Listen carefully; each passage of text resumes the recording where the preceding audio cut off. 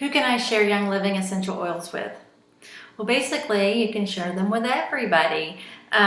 There's really no exclusions, but we do have a couple of people that we want you to be aware of. So first is the person that comes to you and says that they've already been introduced to Young Living by someone else. This person is claimed for, basically. So you want to have a little discussion with them to find out who has talked to them and if they should be signing up under that person. Because we want to be ethical and go to the first person that's talked to you about Young Living.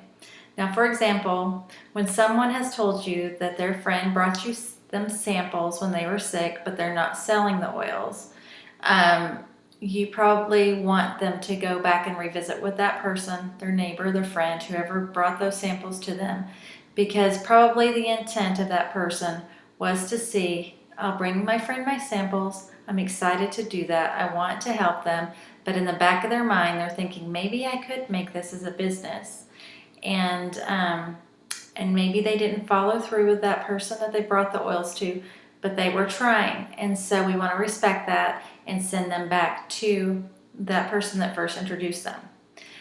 I believe we should do that because it looks like probably 9 times out of 10 when they leave a class or a fair, vendor fair, they'll go home and they'll tell their neighbor, their friend that first introduced them, I'm so glad you told me about the oils, I finally joined.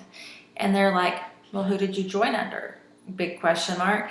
And then they tell them, and then there's a little bit of upset feelings and some things that happen, and basically they want to check back in with their friend and cause some paperwork changes, which they can do that. Everybody has, me as the member have 3 days to help my new member to get structured and who they want to be their enroller and sponsor, but the new member has their first 30 days to choose who actually is their enroller and sponsor, so they can change that anyway. So it's better to go ahead and to get them back where they should be and to be happy about that and still be friends than to avoid hurt feelings later on.